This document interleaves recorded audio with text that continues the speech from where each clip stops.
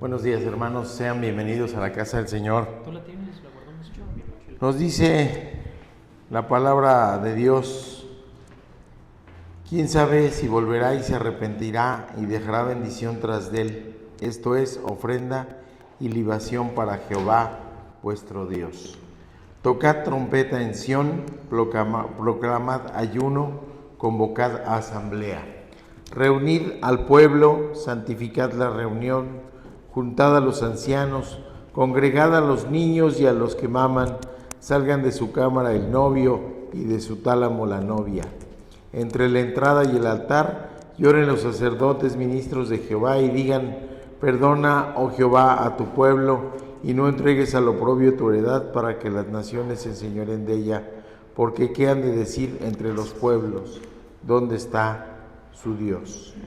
Es palabra de Dios, Joel 2, y es precisamente a lo que estamos hoy reunidos, convocados por la palabra de Dios, convocados para ser obedientes al Señor, que nos dice: congregaos, no dejar de congregarse, nos dice la palabra de Dios. Entonces estamos aquí reunidos para conocer más de Dios, para adorarle, para amarle, para entenderle y para irnos maravillando cada vez más por quién es Dios. Nos dice el Salmo 66: aclamad a Dios con alegría toda la tierra, cantad la gloria de su nombre, poned gloria en su alabanza, decid a Dios cuán asombrosas son tus obras, por la grandeza de tu poder se someterán a ti tus enemigos. Toda la tierra te adorará y cantará a ti, cantarán a tu nombre. Shelah. Cantemos. Vámonos de pie, los que no estamos de pie, para cantar a nuestro Dios hermoso en esta preciosa mañana. Gracias a Dios que estamos reunidos otra vez todos juntos aquí para poder alabar a nuestro Señor y para poder escuchar su voz. Cantemos a nuestro Dios. ¿Cuál es? Hacedor de maravillas. Cantemos.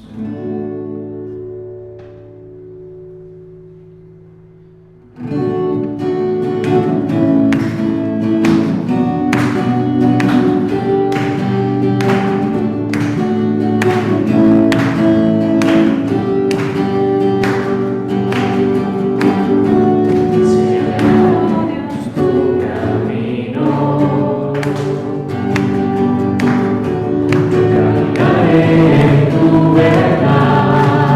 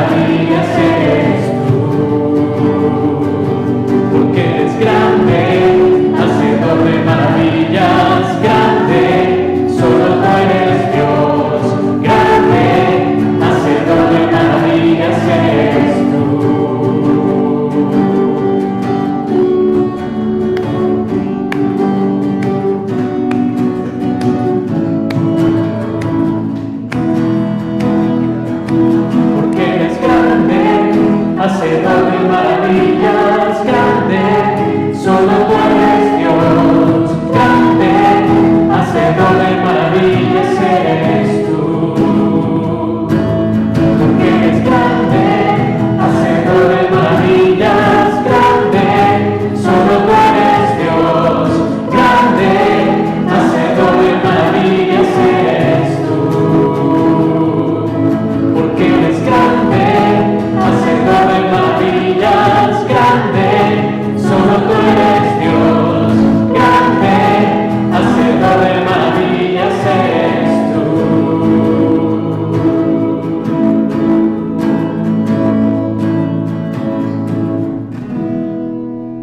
Amén. Qué bendición que podemos cantar a nuestro Dios en esta mañana preciosa. También cantemos a nuestro Dios, cantaré de tu amor por siempre.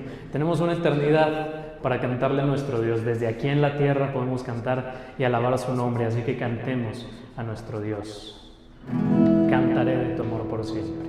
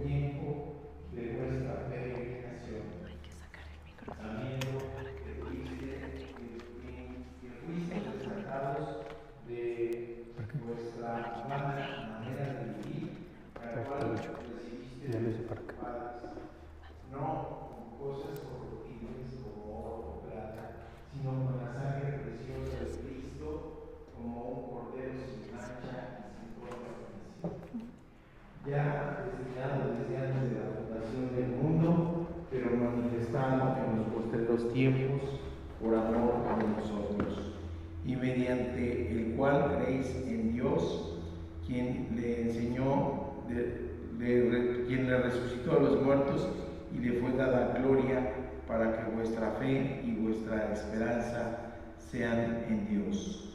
Habiendo purificado vuestras almas por la obediencia a la verdad, mediante el Espíritu para el amor fraternal no fingido, amaos unos a otros entrañablemente de corazón puro, siendo renacidos no de simiente corruptible, sino de incorruptible, por la palabra de Dios que vive y permanece para siempre. Hermosa palabra, ¿verdad? Del apóstol Pedro. Y de esto vamos a tratar hoy, de la simiente de Dios en este sermón. Así, mis queridos hermanos, vamos a, si tienen una Biblia impresa, electrónica, si la pueden tomar en su mano derecha y decimos nuestra profesión de fe. La palabra de Dios contenida en este libro es la verdad que acepto creer, es la enseñanza que me comprometo a seguir y es la esperanza que me atrevo a confesar. Nada me impide recibirla, nadie evitará que la haga parte de mi vida y por ningún motivo dejaré de proclamarla. Estoy aquí para leerla, oírla y vivirla diariamente. Amén. Pues démosle paso a Dani, quien nos va a compartir hoy un precioso pasaje de Gálatas, capítulo 3. Adelante. Hermanos, buenos días. Los invito a que abramos nuestras Biblias en esta mañana preciosa en Gálatas 3, del 6 al 18 vamos a leer. Ahora sí la traje en nueva versión, ¿cuál? La Reina Valera. Entonces creo que no tendremos tanto problema. ¿Ya lo tenemos por ahí? Digan que sí, levanten la mano, háganme una seña, díganme así. Déjenme quitar esta silla, que me estorba un poco. Amén. Al 18. Vamos a leerlo todos juntos, mis hermanos, para que lo podamos comprender. Es un pasaje un poco denso en todo lo que tiene internamente. Entonces es necesario que lo leamos todos juntos para que vayamos comprendiendo un poco más de lo que el apóstol Pablo quiere expresarnos aquí. Vamos a leer. Así Abraham creyó a Dios y le fue contado por justicia. Sabed, por tanto, que los que son de fe, estos son hijos de Abraham. Y la Escritura, previendo que Dios había de justificar por la fe a los gentiles, dio de antemano la buena nueva a Abraham diciendo: en ti serán benditas todas las naciones, de modo que los de la fe son bendecidos con el creyente Abraham. Porque todos los que dependen de las obras de la ley están bajo maldición, pues escrito está: maldito todo aquel que no permaneciere en todas las cosas escritas en el libro de la ley para hacerlas. Y que por la ley ninguno se justifica para con Dios. Es evidente, porque es el justo por la fe vivirá. Y la ley no es de fe, sino que dice: el que hiciere estas cosas vivirá por ellas. Cristo nos redimió de la maldición de la ley, hecho por nosotros maldición, porque está escrito: maldito todo el que es colgado en un madero, para que en Cristo Jesús la bendición de Abraham alcanzase a los gentiles, a fin de que por la fe recibiésemos la promesa del Espíritu. Hermanos, hablo en términos humanos. Un pacto, aunque sea de hombre, una vez rectificado, nadie lo invalida, ni le añade. Ahora bien, a Abraham fueron hechas las promesas y a su simiente. No dice, y a las simientes, como si hablase de muchos, sino como de uno, y a tu simiente, la cual es Cristo. Esto pues digo, el pacto previamente ratificado por Dios para con Cristo, la ley que vino 430 años después no lo abroga para invalidar la promesa. Porque si la herencia es por la ley, ya no es por la promesa, pero Dios la concedió a Abraham mediante la promesa. Gloria a Dios. Está cañón. Agárrense, porque esto vamos a ir rápidos y furiosos. Bueno, antes de empezar, mis hermanos, hay que entender algo del contexto. Yo creo que siempre que me toca decir algo, siempre comienzo con eso, ¿no? Vamos al contexto.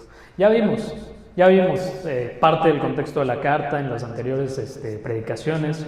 En la carta de los Gálatas, Pablo estaba combatiendo con una herejía judaizante que llevaba a los cristianos a pensar que la vida cristiana tenía que ser vivida bajo los fundamentos de la fe judía, que es la ley de Moisés, que es prácticamente lo que hoy conocemos como el Génesis, Éxodo, Deuteronomio, Números y Levítico. Me faltó Levítico. Que prácticamente son estos libros que nosotros conocemos, ¿no? La semana pasada pudimos ver cómo Pablo, con enojo y decepción, redarguye a los Gálatas para que cambiaran su forma de pensar, haciéndoles entender que si seguían la ley, entonces todo lo que fue predicado de Cristo y lo que hizo en sus vidas, entonces era en vano. El apóstol termina esta última sección, lo que predicó el pastor la semana pasada, con una pregunta que dará pie a lo que ya hemos leído el día de hoy y que da un argumento sólido para combatir el error garrafal que cometían. Dice así en el verso 5, si pueden regresarse así tantito, si es en el iPhone, le hacen así, si no con sus ojos también. Dice: al darles Dios su Espíritu y hacer milagros entre ustedes, ¿lo hace por las obras que demanda la ley o por la fe con la que han aceptado el mensaje? ¿Qué significa esto? En español dice: Dios te hace parte de su reino porque te portas bien o porque crees y confías en Él. Pregunta seria para reflexionar.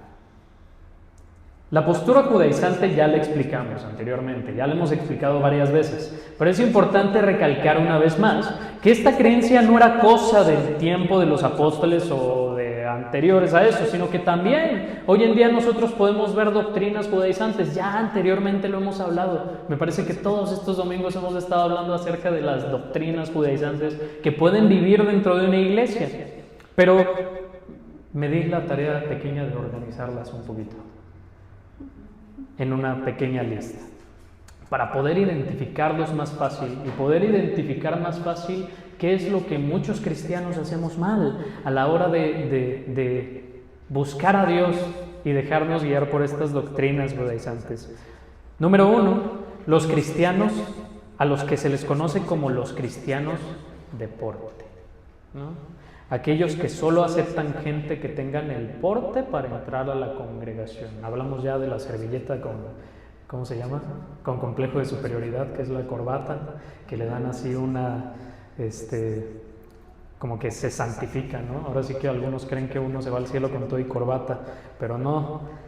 Aceptan únicamente gente bien peinada, con traje y corbata, zapatos bien pulidos, sin tatuajes, a las mujeres con falda larga, sin maquillaje ostentoso. Su dicho, y el dicho por ellos que siempre van a decir, es como dignos para el Señor. Como dignos para el Señor. Vamos a presentarnos a la iglesia como dignos para el Señor. Entonces bien limpiecitos, bien pulcros. Sus creencias tienen que ver con prejuicios y son acciones altamente pretenciosas. Ya lo hemos hablado antes también. Número 2, los cristianos perfectos, los que se autodenominan perfectos. Aquellos que hablan un dialecto pomposo del español, que tienen una forma estricta de comportarse en la iglesia, que así hablan así como de: hermano, Dios te bendiga, que el Señor te dé su bendición y hable en tu corazón, y cosas que dicen en los cantos bautistas antiguos, que también que no aceptan a cualquiera en su iglesia. Ven a alguien pasar a la iglesia y hay gente que rechazan por, yo qué sé, su raza, por su nivel económico, o porque sí, meramente. Y que son capaces de correr a alguien de la iglesia por tener un comportamiento que no se adapta al suyo, no refiriéndome específicamente a un mal comportamiento, sino, por ejemplo, gente que dice palabras con che, como chale, chanfle, chido, y cosas del estilo que no se adaptan definitivamente al comportamiento de un cristiano perfecto, ¿no? O por lo menos eso piensan ellos. Los cristianos únicos. Número 3, aquellos que tienen sana doctrina, que son los únicos que tienen la verdad, que no se alían con ninguna convención de su denominación porque ellos son los meros buenos. Aíslan a sus miembros a entender que la única manera de buscar a Dios es a través de esa iglesia y que alejarse de ellos es un pase directo al infierno. Todas las demás iglesias son liberales, rebeldes sin causa, que no tienen ni compromiso con Dios. Y número, ya no me acuerdo, los cristianos judíos, de los cuales ya hablamos un chorro, esos que no comen mariscos, ni moronga, ni cosas que vienen en la Biblia que no se coman por higiene, que guardan el sábado y que guardan las fiestas judías también. Nosotros hemos conocido tal vez a algunos de ellos, hemos tenido tal vez la desdicha de participar en comunidades que más que hacer el bien y cumplir la ley de Cristo, cumplen una ley de muerte y condenatoria. Les contaré una anécdota acerca de este tipo de iglesias. Es una anécdota muy personal, así que no diré nombres ni de iglesia, ni de persona, ni de nadie. Yo durante mi juventud visité varias iglesias y en esas varias iglesias que visité, porque me sentía como medio encerrado en la iglesia en donde iba, conocí a mucha gente, muchos jóvenes, porque iba como a los grupos de jóvenes en diferentes lugares. Ya conocí a los pentecostales, a los presbiterianos, a los bautistas, a los anabautistas, a los... Creo que fui a una metodista, pero no regresé. Entonces, he tenido como la fortuna, sí, digamos fortuna, de poder conocer como un poco de las doctrinas. Ciertamente cada iglesia varía, ¿no?, en su doctrina dependiendo del pastor también, dependiendo de lo que crea el ministro. Finalmente, como aquellos que piensan que nada más en esa iglesia son como los meros buenos, ahí en esas iglesias pues como que sienten que son la última Coca-Cola del desierto, quién sabe. Ahora, les voy a contar esta anécdota. En una ocasión viene una amiga mía que yo conozco desde hace muchos años y me habla por teléfono. Yo estaba en mi casa regresando de un culto de sábado y me llama angustiada y preocupada y me dijo, necesito tu consejo o por lo menos dirección un poco, no sé a quién llamar, así que te llamo a ti porque tú eres como el último en la lista. No es cierto. Pero viene a mí con confianza, ¿no?, porque éramos muy amigos y teníamos esa confianza. Me contó. Spoilers, esto es un poco grave en el sentido de que tal vez sensible para algunas personas, pero me contó que había tenido relaciones con un chavo y que había tenido relaciones derivado de una noche de alcohol y lo que era. ¿Por qué sucedió esto? Porque a la chica le gustaba el chavo y el chavo le invitó a una fiesta y pues se pasó de copas y se fueron a su casa e hicieron cosas que ella no tenía planeado hacer. En fin, estaba preocupada porque decía que no había usado protección y tenía dudas al respecto, si estaba embarazada, cómo podía saberlo. Mi amiga estaba arrepentida en sobremanera. Hizo algo que tal vez fuera del asunto religioso, del no debes hacer esto como cristiano. Se trata más bien que estaba en contra de los valores que gracias al Espíritu Santo y Cristo Jesús ya había metido en su vida. Y pues hizo algo que no quería, con una persona con la que no quería. Finalmente ella optó por acercarse a una congregante a la que le había pasado lo mismo, que con su novio terminó embarazada y tuvo un hijo. Le platicó todo el asunto, su arrepentimiento y las dudas que tenía respecto al embarazo, porque se acercó Tal vez no tanto por arrepentimiento, se acercó más por la duda, porque no sabía qué rollo con este rollo del embarazo, no sabía qué hacer al respecto. Pregunta, para que reflexionemos en nuestros corazones. ¿Cómo deberíamos actuar como iglesia si llega una persona con esa situación? ¿Qué deberíamos hacer con esta persona que ya viene con una situación de arrepentimiento, de duda? Una niña asustada.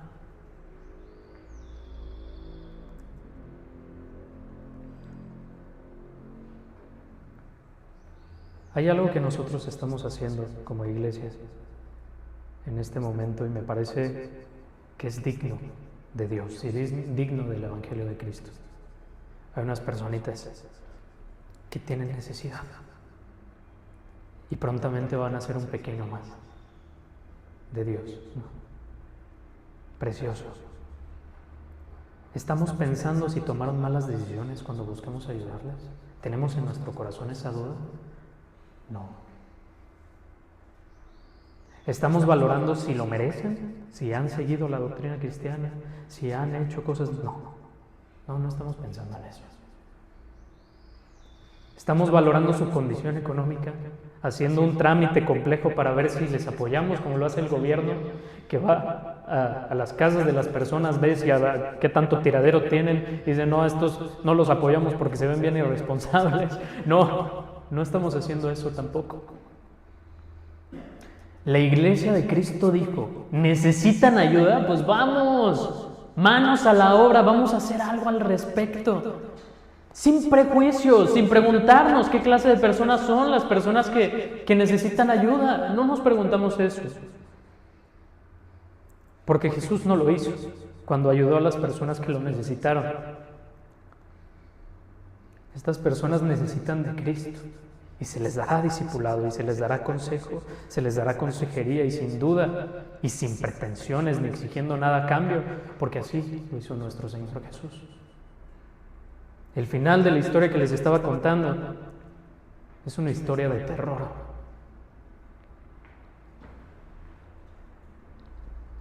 ¿Por qué? Viene esta chica con sana doctrina, después de que mi amiga le contó toda esta situación. Todo este percance que tuvo, que sí fue su culpa, se equivocó definitivamente. Y las palabras de esta chica con sana doctrina fue: pecaste.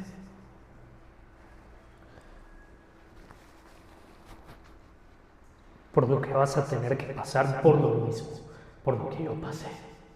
Rechazo.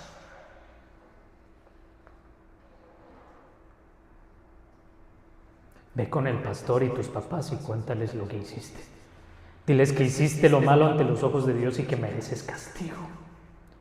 Si no vas tú y me entero que no has ido, yo voy a ir con tus papás, con los pastores y con todos tus amigos y les voy a contar lo que hiciste, porque pecaste en contra de Dios. Mi amiga cayó en una angustia terrible. No sabía qué hacer, se deprimió, se le empezó a caer el cabello durante varias semanas. Y cuando obligada habló con sus padres y el pastor, todo se cayó en su vida, porque ya estamos hablando de una doctrina que viene de algo insano. Y sus papás también iban a esa iglesia. ¿Qué pasó? Su mamá le dijo: tú ya no eres mi hija. Su papá le dijo: estoy decepcionado de ti. Y por último, la respuesta del pastor fue: vas a dejar de servir en todos los ministerios que sirves y te metes al primer curso otra vez. Pasó el tiempo y la iglesia completa comenzó a juzgarla mal y a tomarla como si no perteneciera al reino. Y hoy en día ya no está ahí y no quiere volver nunca más. ¿De dónde viene esta actitud? ¿De dónde viene? ¿Esto es sana doctrina? Pregunta seria, contéstenme. ¿Esto es sana doctrina?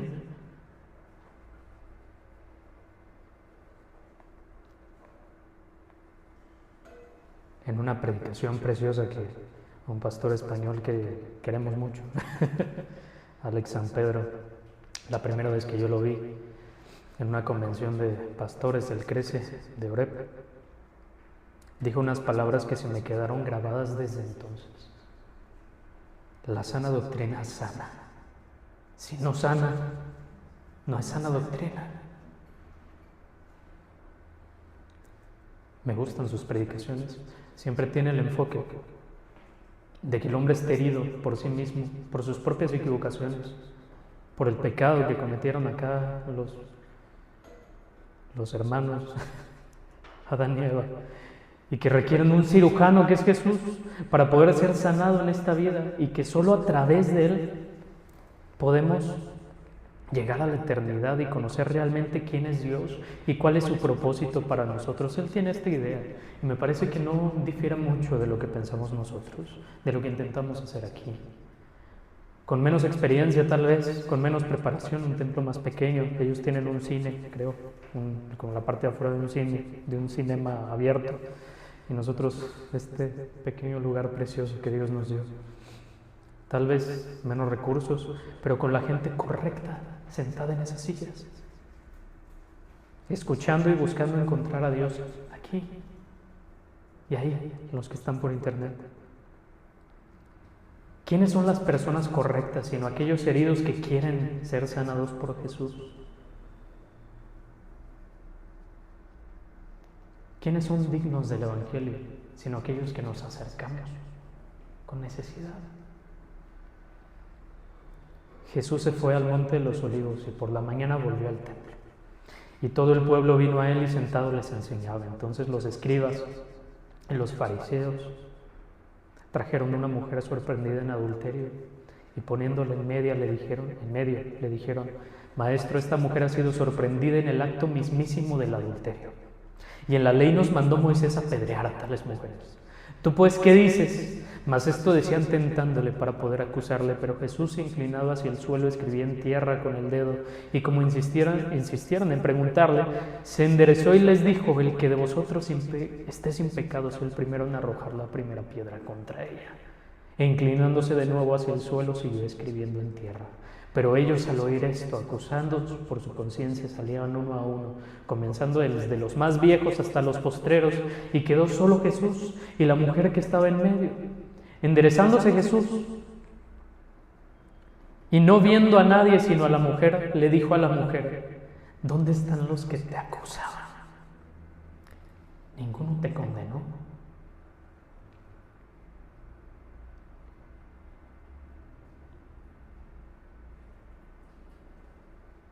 Ninguno, Señor. Entonces Jesús le dijo: ni yo te condeno, vete y no peques más. Es triste pensar que en esta historia que les conté, esta chica pudo decir que sí.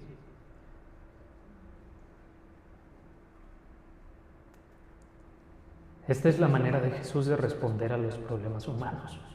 Y tenemos que aprender que tenemos un pacto de gracia y de fe.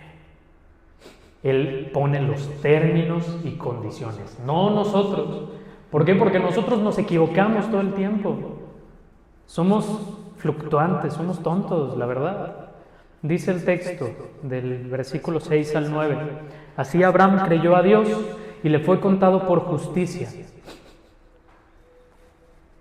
Sabed, por tanto, que los que son de fe, estos son hijos de Abraham. Y la Escritura, previendo que Dios había de justificar por la fe a los gentiles, dio de antemano la buena nueva a Abraham, diciendo: en ti serán benditas todas las naciones. De modo que los de la fe son bendecidos con el creyente Abraham.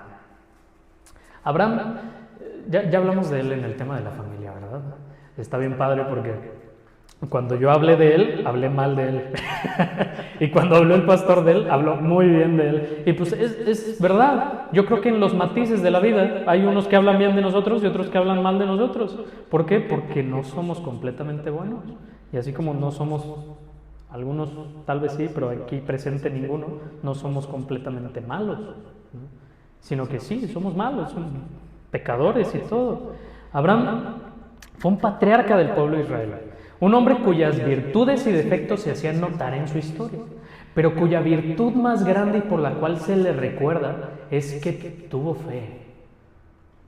Les dije que esta predicación iba de Rápido y Furioso, porque se acuerdan, no sé si vieron Rápido y Furioso 6, o un video de un chileno quejándose de Rápido y Furioso 6, que hay una escena, perdón, es que ya me reconoció la referencia. Hay una escena en donde Toretto, el pelón de la película, sale volando y atrapa a su novia en el aire y cae en un carro del otro lado de la carretera. Y el Toretto le pregunta a la novia, ¿cómo supiste que íbamos a salir de esta? Y dice Toretto, tuve fe. Entonces, esto va de fe, esto va de lo que dice Toretto. Pues sí, la fe es el tema central de esta predicación y la razón por la cual Abraham es reconocido a la fecha. Lo reconocemos como un hombre de fe. Pero, ¿qué es la fe? ¿Qué es la fe? Es la fe la certeza de lo que se espera y la convicción de lo que no se ve, dice Hebreos 11:1. Una definición muy bonita, preciosa. La primera vez que lo escuchó alguien, un amigo mío que nunca lo había escuchado en su vida, fue como, ¡wow! Ni cristiano el tipo ni nada, fue como, órale, ¿de dónde sacaste eso, no? Pues de la Biblia, no lo digo yo, lo dice la Biblia, ¿no? Ahora, para entender qué es la fe, hay que separar dos conceptos que nos llegan a confundir. Creer y fe deben estar juntos. Son dos cosas que están aisladas, pero la cuestión es que creer, el verbo creer tiene matices más amplios, puede significar más cosas. Una creencia es todo aquello que de manera voluntaria o involuntaria, de manera pasiva o activa, concedimos. Un ejemplo de ello es la gravedad. Todos sabemos que existe la gravedad, ¿sí o no? Y nuestro cuerpo se ha acostumbrado a vivir en medio de su influencia, de tal manera que se convierte en una creencia involuntaria que nos ayuda a entender que todo lo que sube, baja. A menos que seamos un físico teórico, no necesitamos hacer cálculos diferenciales y ecuaciones de álgebra para entender que si quitamos la mano de un objeto, se va a caer. No hay que tirar las cosas. Ya. Va a caer, ¿no? Se cayó. Entonces, lo creemos. Siempre va a suceder, a menos de que estemos en el espacio, estemos en un avión que baja y sube, o ¿cómo se llama? O que pase algo muy raro en la física de aquí, ¿no? O por ejemplo que haya como materia como el helio, que es menos denso que el aire, entonces sube, lo quitas y sube en vez de bajar. Pero hay que entender, mis hermanos, que también hay quienes creen en Dios por lógica, así como la gente que cree en la gravedad, hay gente que cree en Dios como si fuera lógico, como si fuera algo que ya todos sabemos. O sea, ¿para qué me dices si ya lo sabemos, no? Porque toda la vida han sido influenciados e instruidos por personas que dicen que hay un ser superior. Incluso hay gente cristiana que dice, no, le preguntas, ¿tú crees en Dios? Y te dicen, sí, yo creo en un ser superior. Yo creo que hay alguien, yo creo que alguien influencia al mundo, alguien bueno, alguien que hace cosas, alguien que no sé qué.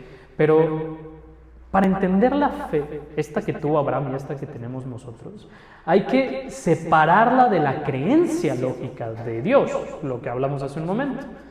Pues es que la fe es una creencia voluntaria en Dios, que no requiere de mayor argumentación que la relación que tenemos con Él.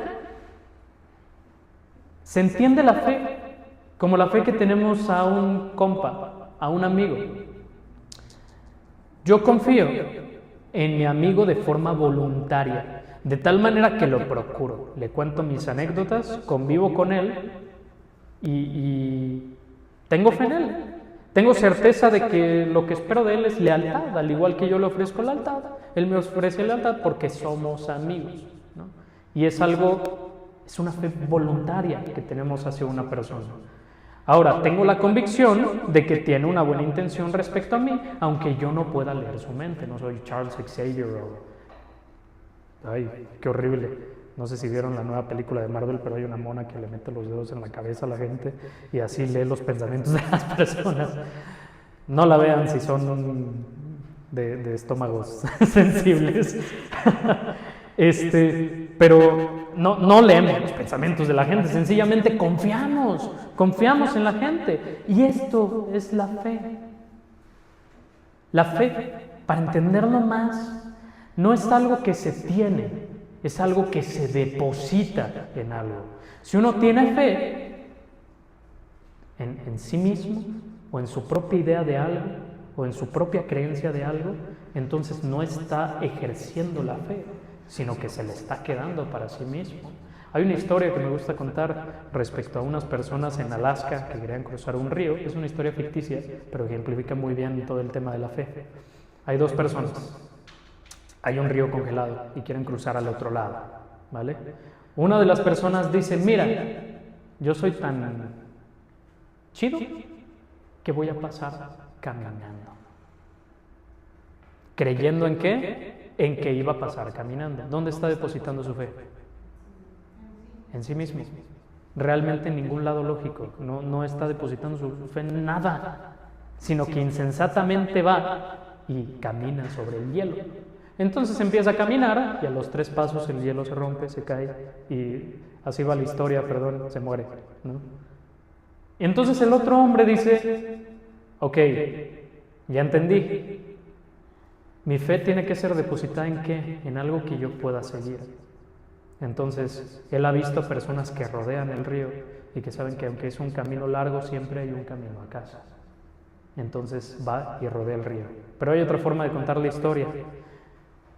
Ve a un pingüino deslizarse en el hielo, poniendo todo su peso en el hielo y dice, voy a tener fe en el pingüino y en lo que hace.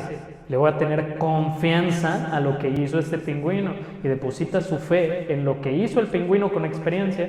Y entonces se pasa como pingüino en el piso así de cuerpo completo y llega al otro lado. ¿Qué sucede aquí? Que uno no depositó su fe en ningún lado sino en sí mismo y otro depositó su fe en algo. Tuvo confianza en algo. Y esto es lo mismo que debemos de tener con Dios. Confianza. La fe no se trata de algo que tenemos, algo que tiene que ver con nosotros, no. Es algo que depositamos en Dios, confiamos en Él. En Hebreos 11 se nos siguen narrando las hazañas de fe, como la historia del mismo Abraham. Por la fe Abraham dice, cuando fue llamado para ir a... Perdón, se me fueron las letras que onda. Por la fe, Abraham, cuando fue llamado para ir a un lugar que más tarde recibiría como herencia, obedeció y salió sin saber a dónde iba. Por la fe se radicó como extranjero en la tierra prometida y habitó en tierras de campaña con Isaac y Jacob, herederos también de la misma promesa, porque esperaba la ciudad de cimientos sólidos, de la cual Dios es arquitecto y constructor. Por la fe incluso Sara, su esposa, a pesar de su avanzada edad y de que era estéril, recibió fuerza para tener hijos, porque consideró fiel al que le había hecho la promesa. Confió en Dios, tuvo fe en Dios. Así que de este solo hombre, ya en decadencia, nacieron descendientes numerosos, como las estrellas del cielo e incontables como la arena a la orilla del mar. Todos ellos vivieron por la fe y murieron sin haber recibido las cosas prometidas. Más bien las miraron y les dieron la bienvenida desde la distancia, porque tuvieron fe, tuvieron certeza en lo que venía.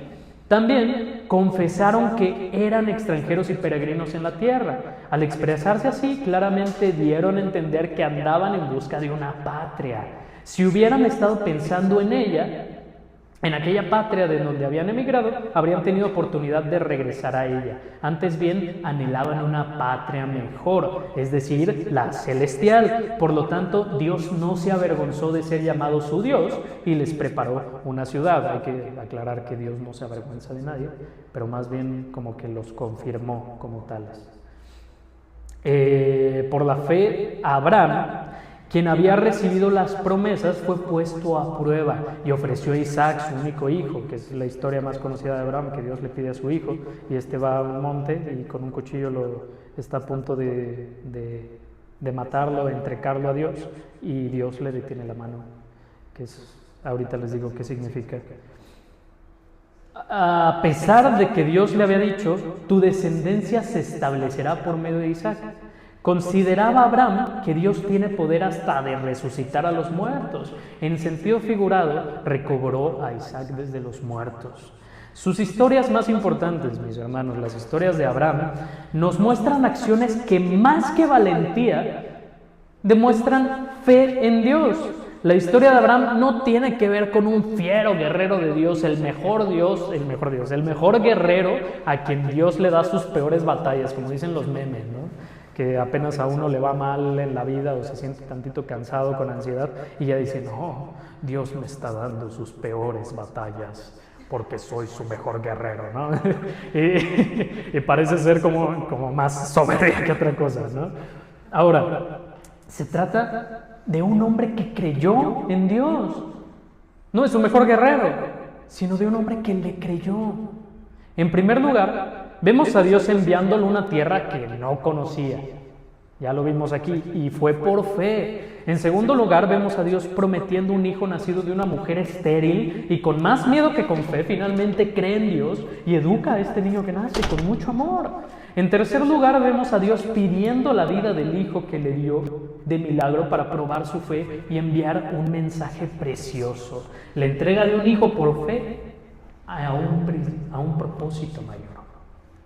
Simboliza el perdón del pecado humano, que se representa en la mano de Dios deteniendo el cuchillo. Está padre esta alegoría, porque Abraham es como, en ese sentido, la ley, ¿no? Aquel que va a ejecutar la condenación para el ser humano y está a punto de matar al hijo, y Dios detiene su mano, que es la forma en la que Dios se hace cargo del castigo que todo humano merece, que es la condenación.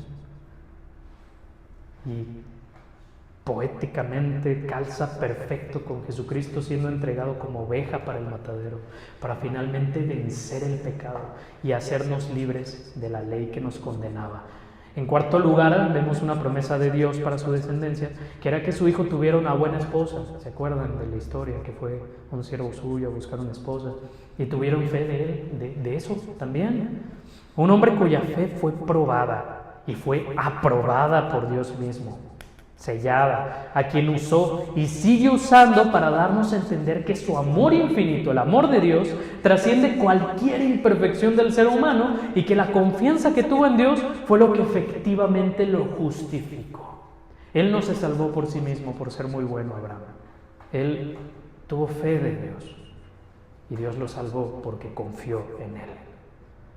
En este mismo sentido, nosotros estamos justificados bajo los términos y condiciones de Dios.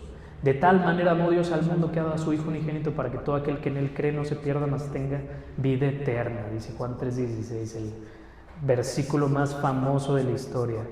Y dice, aquel que en él cree. Ya entendimos bien la palabra creer.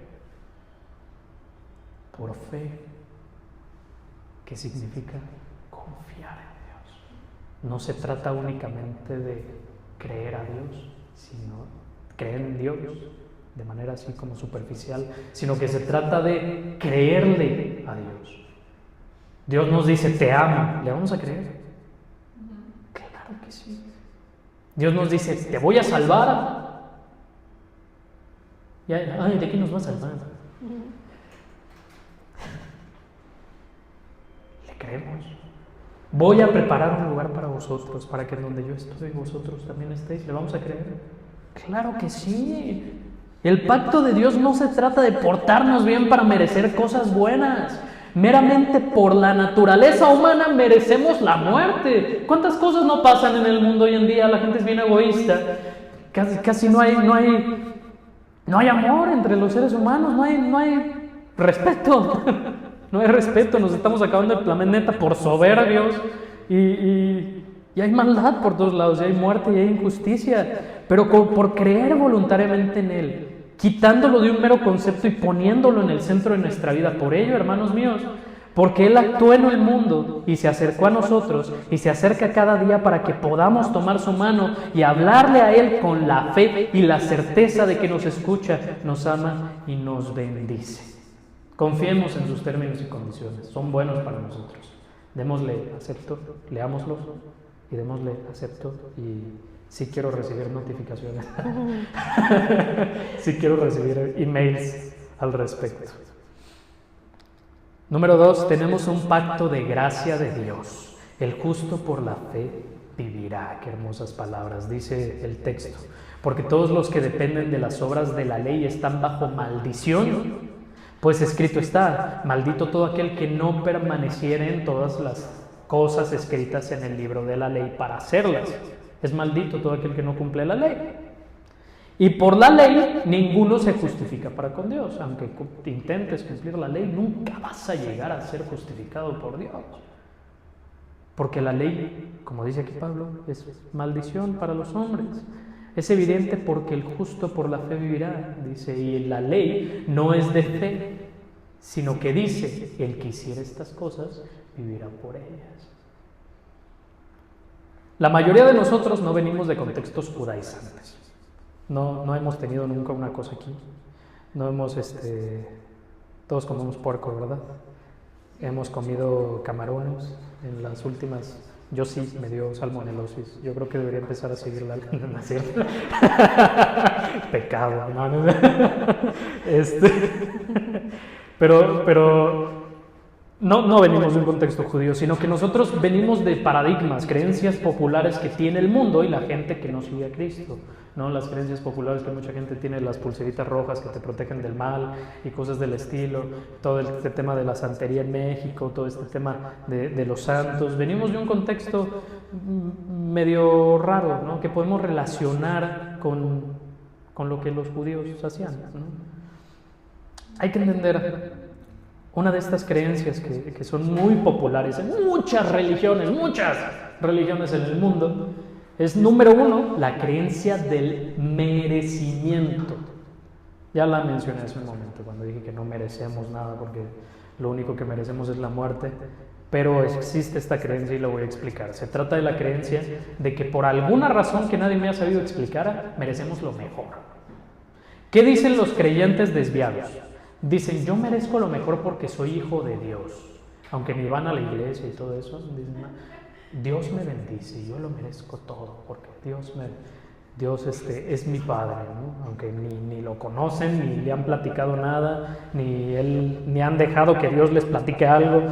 Algunos agnósticos dicen, porque somos parte del universo, ¿no? Agnósticos que piensan que Dios existe, pero que no tienen un fundamento base, pero dicen, no, el universo. Y todos somos parte del universo. Los New Age, esta doctrina extraña, rarísima, que me choca muchísimo porque es un chile, mole, pozole, y es como un mole con ramen y curry. Es una combinación rarísima de un chorro de cosas. Y tú te pones a fundamentar sus ideas. No, es que el budismo dice tal cosa así, pero el budismo dice otra cosa muy diferente. Y te va a ir mal en ese sentido, ¿no?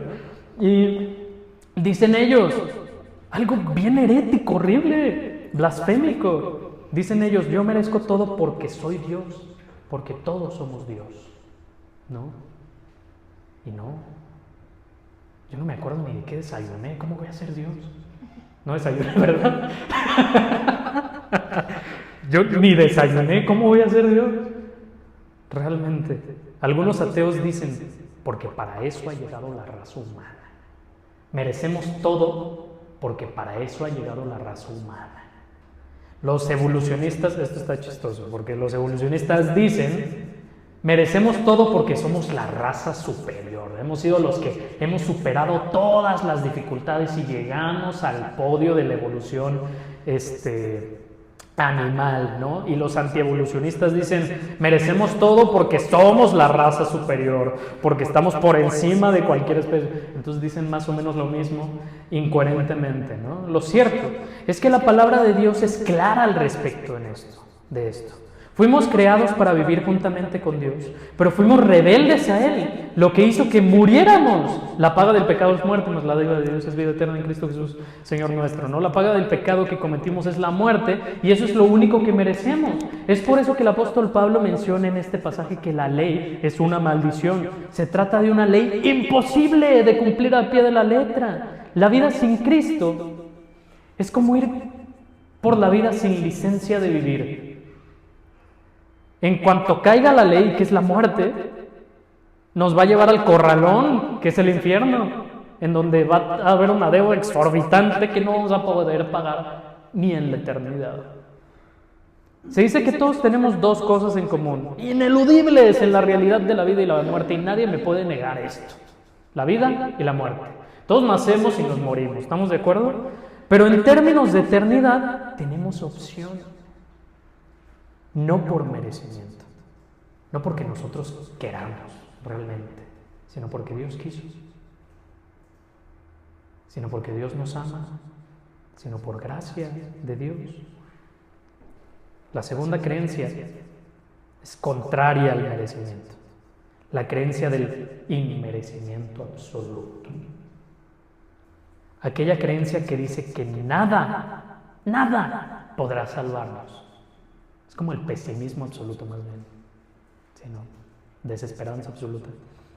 Nada podrá salvarnos. Y que todos hemos sido condenados. Esta es la menos popular.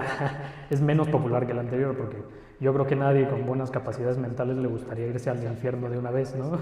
O sea, ay, no, ya, mátame. Los jóvenes hacemos memes al respecto, pero yo creo que ninguno de esos jóvenes dice, neta, ya, sáquenme al lobby o... ¿Cómo dicen? Desinstálenme de la vida o cosas del estilo.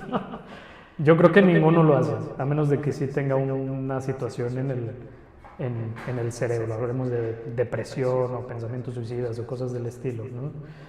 La gran mayoría de los ateos dicen, esto es lo que dicen: no existe Dios. Y si existiera, sería tan grande que no sería capaz de vernos. No existe Dios, y si existiera, tendría cosas más importantes que hacer. Vivir bajo este concepto, vivir bajo este concepto de la vida es vivir bajo una esperanza nula. Los judíos especialmente no creían en esto, no eran tan pesimistas en este sentido. De hecho, eran muy soberbios. Decían ellos, nosotros somos el pueblo de Dios, entonces por Dios que resucitaremos con Él y viviremos en Jerusalén y tal, y adoraremos a Dios. Ellos tenían ese concepto de sí mismos, pero existían pueblos que en el pasado traicionaron al pueblo de Israel. Terrible, los samaritanos, por ejemplo, que es bien curiosa su historia, porque ellos sí seguían la ley. Ellos sí procuraban seguir la ley de los judíos, pero a sabiendas que habían traicionado al pueblo y a sabiendas que los judíos los rechazaban, a sabiendas de que tal vez no iban a tener el favor de Dios nunca. Que sí, pero los judíos decían que no. Espérenme, ya se me fue la onda.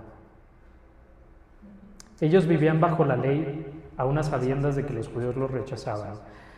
Para ellos era mucho más palpable lo dicho por Pablo aquí: el que hiciera estas cosas vivirá por ellas, porque ellos vivían afanados en esto. Vivían afanados en esto. Y procuraban tener la ley cerca meramente por querer agradar a Dios y ser como perdonados por ello. Como en aquellas congregaciones en las que a la fecha se cree en la dichosa doctrina de la caída de la gracia. Decía un predicador famoso que hablaba al respecto. Esto está interesante, así que pongan mucha atención porque va de menos a más, ¿vale? La vida cristiana, decía él, es como ir en una cuerda floja, ¿vale? Así es, equilibrándose, ¿no? Pero aparte de ir en una cuerda floja, abajo hay un mar de lava que suelta vapores y que nos marea y que nos está como dando calor constantemente. Aparte de eso, el reto es llegar al otro lado. Empiezas en un punto y llegas al otro lado sosteniendo con las manos aceitadas 2 charolas o una charola con 2 copas de vino llenas hasta el tope, hasta el ras. El objetivo es que llegues al otro lado sin que se te caiga una gota de agua, de vino, ¿no? Así llegarás al cielo. Si te equivocas, ya te caíste de la gracia. Que son severos esos chavos. Hay unos que tienen otro concepto de la caída de la gracia, que te equivocas y Dios ya no te quiere, y luego sí te quiere, y luego no te quiere, y luego sí te quiere, como si Dios tuviera una goma mágica, ¿no? Por el amor de Dios, el libro de la vida estaría lleno de hoyos, porque ¿cuántas veces no hubiera usado la goma celestial para borrar nuestro nombre del libro de la vida, ¿no? Perdónenme, ¿no sería raro vivir en una vida llena de dolor y sufrimiento, en donde a diario tienes la duda de si sigues siendo sabio o de plano ya te fuiste al diablo, ¿no? Yo creo que es literal. Había así un joven, Martín Lutero, bueno, no, porque está Martin Luther King, que fue como 600 años después del que hablo. Este Martín Lutero era un joven que estudiaba Derecho, que no creía en Dios, o no le importaba tanto, y que un día, bajo una tormenta terrible, dijo: Dios, si yo me libro de esta, me vuelvo un monje. Y podemos pensar, y debemos creer definitivamente, que lo que estaba pasando era debido a muerte. Sí, estaba terrible la tormenta. ¿Por qué? Porque se volvió monje. Porque sobrevivió.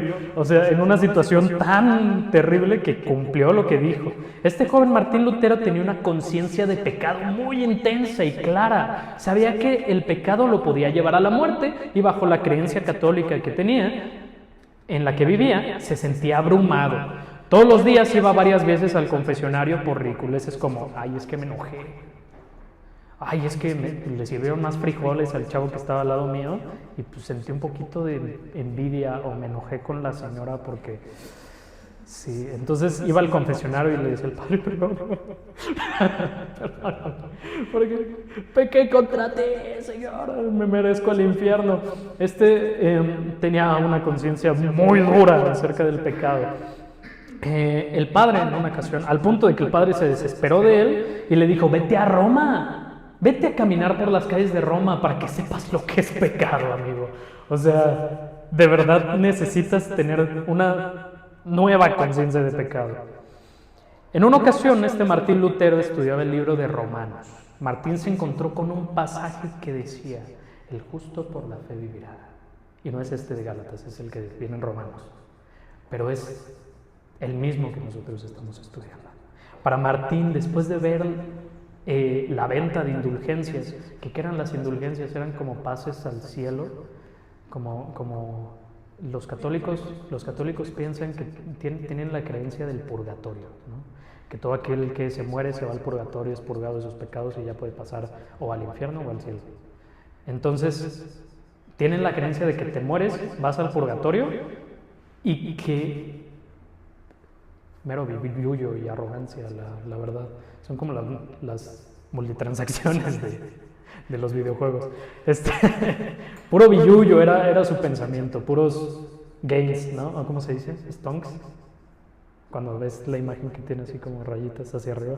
Los católicos, lo único en lo que pensaban en ese tiempo, perdón por decir la palabra, igual y bórrenla, era en crecer económicamente. Entonces le mentían a la gente y le decían: tu familiar está en el purgatorio y tú con dinero puedes pagar una indulgencia, un pedazo de papel inservible para que tu familiar pueda tener menos años en el purgatorio. ¿Para ir al cielo? No, para tener menos años en el purgatorio. Y habían indulgencias para el cielo también, pero ¿qué? Eran más caras. Martín Lutero odió esto y toda la corrupción de la iglesia derivada de su doctrina. Y después de leer estas palabras preciosas, el justo por la fe vivirá, fue impulsado a comenzar una reforma eclesiástica tan importante que hasta ahora lo recordamos como el que inició la reforma protestante.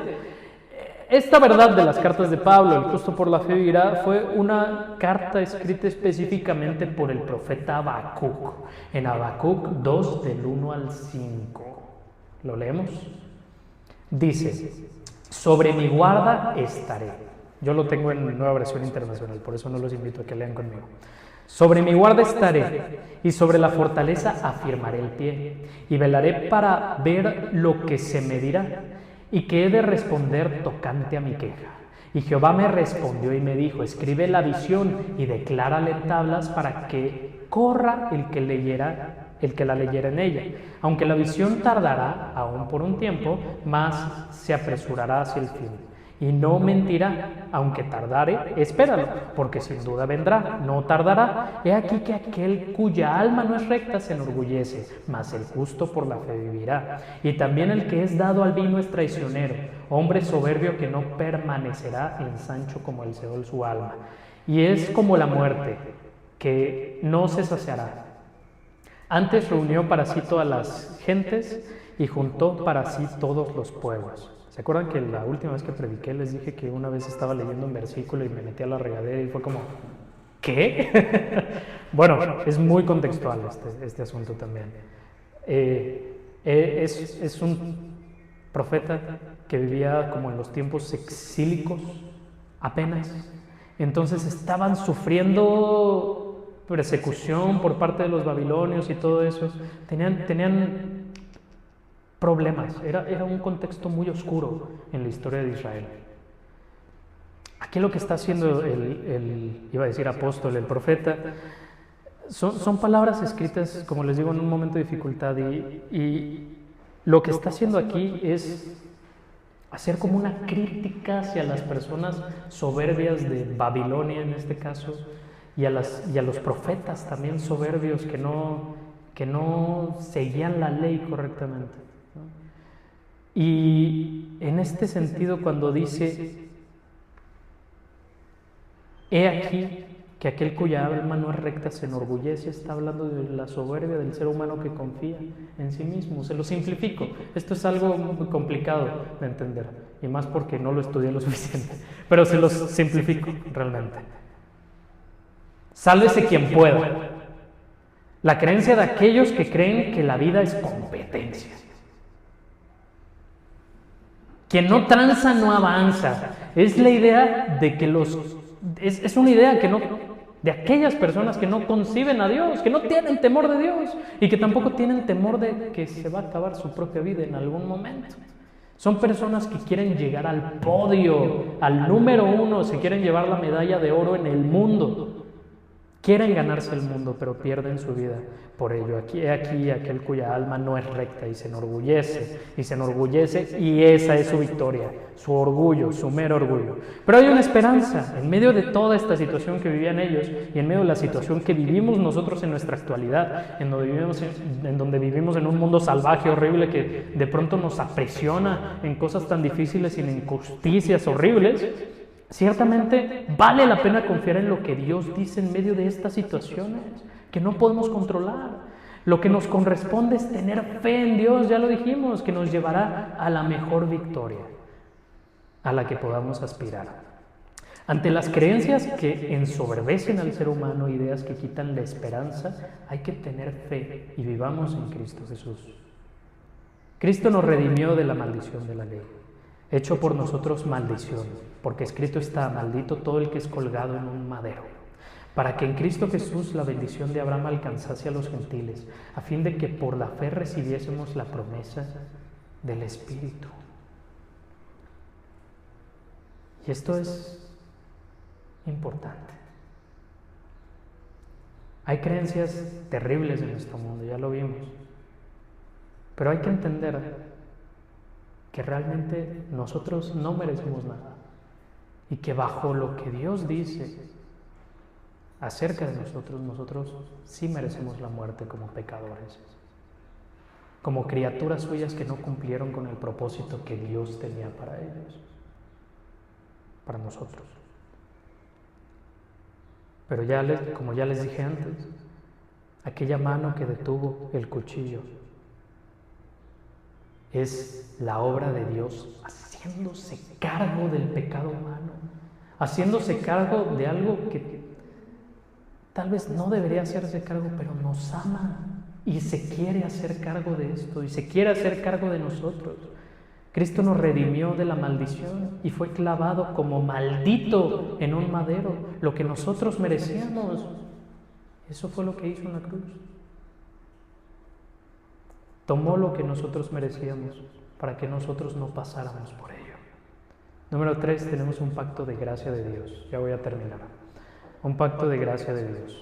Una promesa cumplida en uno solo, en Jesucristo. Hermanos, habla en términos humanos. Un pacto, aunque sea de hombre, una vez ratificado, yo lo leo mal todo siempre. Una vez ratificado, nadie lo invalida, ni le añade. Ahora bien, a Abraham fueron hechas las promesas a su simiente. No dice a las simientes como si hablase de muchos, sino como de uno, y a su simiente, la cual es Cristo, explica Pablo. Entonces, pues digo, el pacto previamente ratificado por Dios para con Cristo, la ley que vino 430 años después, no lo abroga para invalidar la promesa. Porque si la herencia es por la ley, ya no es por la promesa. Pero Dios la concedió a Abraham mediante la promesa. Hay que entender esto como el argumento final en esta sección que dice Pablo. Porque justamente no se trata de la ley, sino que se trata de la promesa de Dios. Y si uno quiere cumplir la ley pensando que existe la promesa de Dios y que pueden coexistir la una con la otra, la verdad es que no pueden coexistir la una con la otra. ¿Por qué? Porque la una te da condenación. Ya la próxima semana veremos esa cuestión, ¿no? Acerca de lo que es la condenación a la que nos hace conscientes la ley. ¿Para qué sirve la ley? Conéctense en el mismo canal, a la misma hora en el mismo canal. Pero bueno, ya dijimos que las promesas de Dios van bajo sus propios términos. Ya dijimos que los términos de Dios se cumplen en la historia humana, a través de Abraham y a través de Jesucristo.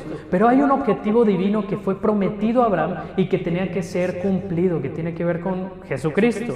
Vino para cumplir la ley judía, siendo el único ser perfecto e irreprensible. La cumplió. Eso de pasar por una cuerda con los de estos aceitados y no sé qué, lo hizo, se lo chutó y dando marometas, o sea, lo hizo de veras, en un sentido figurado, pero lo hizo de veras. Vino para dar una correcta visión a la ley de Moisés, se la pasaba corrigiendo fariseos, les decía es que tú entiendes que la ley es así, pero ahora yo te digo que no es así, que cualquiera que mira a una mujer, entonces ya está pecando en su mente. El adúltero no es aquel que va y se acuesta, sino aquel que ya pensó. Si ya viste a la chica, el chico, y ya pensaste en tu mente algo al respecto, ya adulteraste en tu vida. Si ya tuviste un deseo pecaminoso en ese sentido. Vino como un puente para reconciliar una relación directa con Dios. Hay una parte que dice que rompe el velo, ¿no? Escuché apenas a un pastor, no sé si fue Lee, no sé si fue el Paz, no sé si fue Alex San Pedro, pero alguno de ellos dijo que se rompió el velo. Probablemente fue Alex San Pedro, porque el Paz ni el Lee dirían algo así, pero que se rompió el velo y Dios fue libre. Que no lo dijo en ese sentido, no hay que malinterpretarlo, o sea, después se corrigió y tal. Pero es cierto, se rompió un velo. Se rompió el velo que nos permitió una relación personal con Él. Un velo que teníamos por la ley, nosotros, no Dios. Dios no estaba limitado y Dios nunca se limitó. Pero fue roto el velo hacia nosotros y pudimos relacionarnos con Dios. Vino para dar una correcta visión, esto ya lo dije. Vino a quitar la división que existía entre las naciones también, porque los judíos estaban bien segurísimos de que ellos iban a ser los únicos meros que Dios iba a bendecir y que los iba a enaltecer y que Jerusalén iba a ser el único lugar en donde adorar a Dios. Pero también Jesús vino a romper eso. ¿Cómo? Les dijo a sus discípulos, vayan a todas las naciones. No se queden aquí, vayan a todas las naciones. No les pido que los quites del mundo, guárdalos del mal. Todo lo que dijo Jesús, toda su doctrina, todo lo que nos enseñó, tiene que ver con ir al mundo. Y aquí estamos nosotros. Ya dijimos, no somos judíos, no tenemos ahí cositas. ¿Kebir? ¿Kebab? Ya me dio hambre. Sí, no tenemos el cosito, no venimos de un contexto así. también vino como el cumplimiento de la promesa patriótica a un pueblo en específico.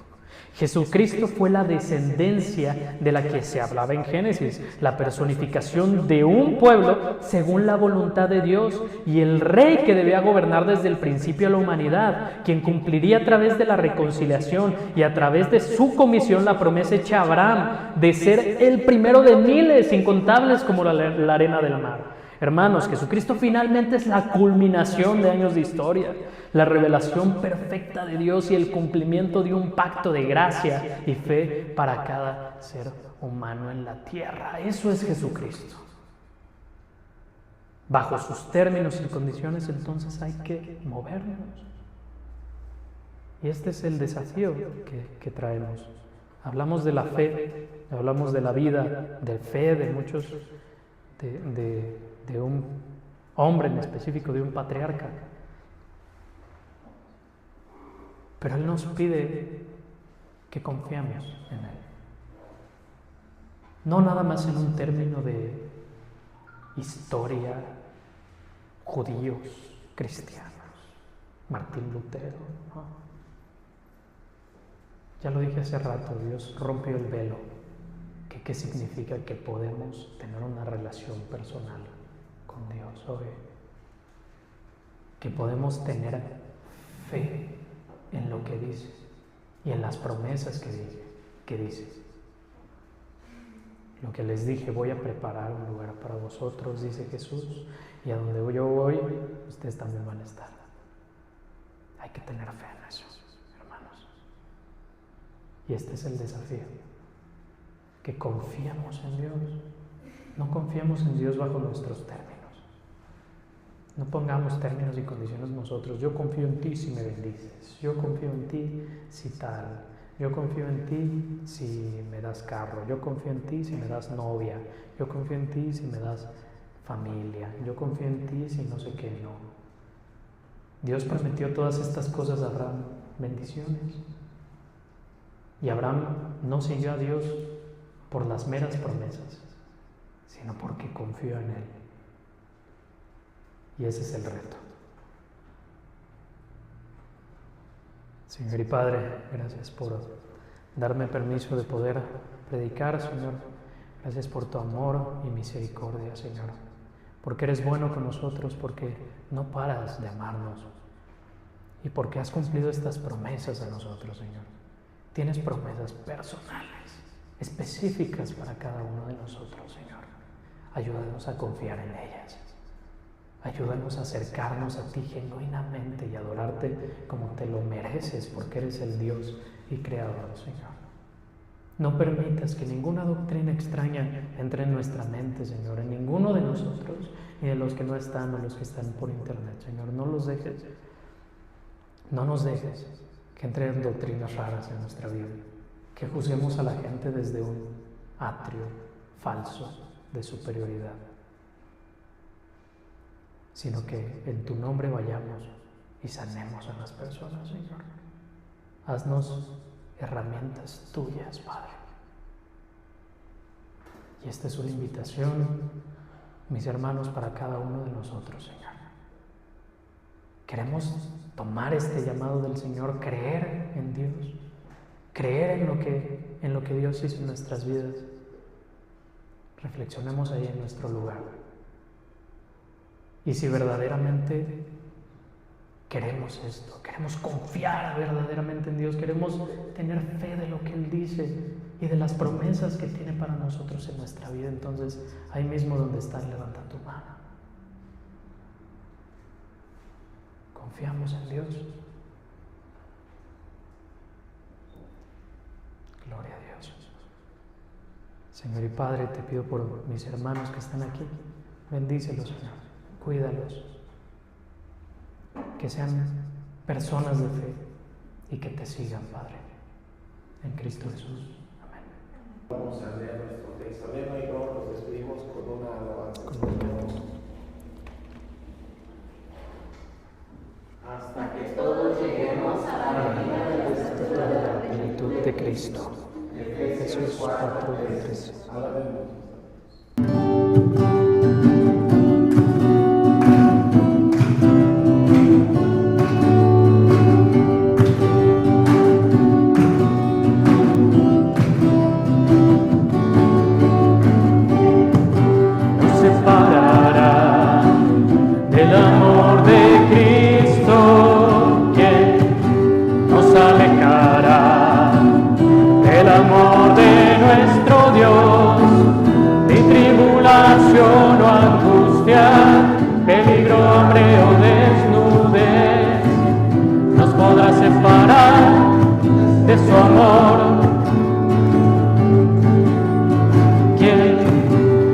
separará.